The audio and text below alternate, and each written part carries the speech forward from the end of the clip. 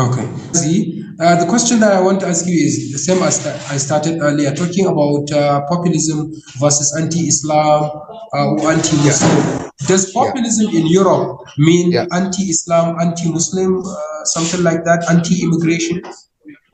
So we have the populist right and the populist left. The populist right is actually much more widespread in Europe. And it is true that after September the 11th, so you can say in the last 22 decades or so, the issue of Islam has gained importance. What I wanted to suggest earlier is that these parties have not been created necessarily after September the 11th. Many of them predate this event. So they are very good at identifying a number of enemies that they argue are the enemies of the people.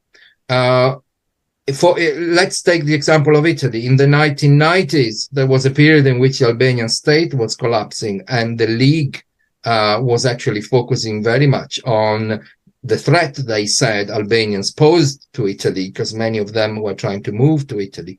Then as migration from Africa increased, because now a very important part of the workers in the industries of northern Italy are, in fact, coming from Africa. As this happened, the League focused then on African migrants. After September the 11th, the main enemy became specifically Muslims. So religion, that hadn't been really an issue, an important issue before, took center stage.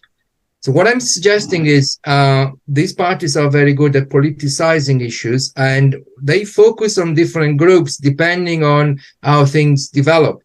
So yes, you are right. At the moment, for many of them, the issue of Islam seems to be quite paramount.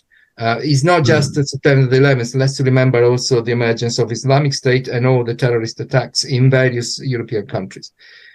But it wasn't like this 30 years ago, and we could, as things progress and develop, we could say it's very possible that their enemies 5 years down the line will be different. But what is always the case is that the populist radical right always targets groups in society and identifies them as enemies of the people. It's just that these groups can change.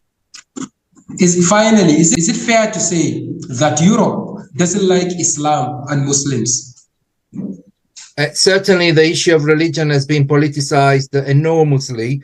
I wouldn't say that, I wouldn't generalize and say that nobody likes Muslims. There is also a reaction in society with a lot of charities, left-wing groups, or even religious groups like Catholics, who basically say we should really live together happily because we can find a way to live together. So it's not, I wouldn't say it's across the board, but it is true that this issue, especially the so-called clash of Christianity with Islam, has been politicized a lot in the last few years. So it's become very important on the political stage.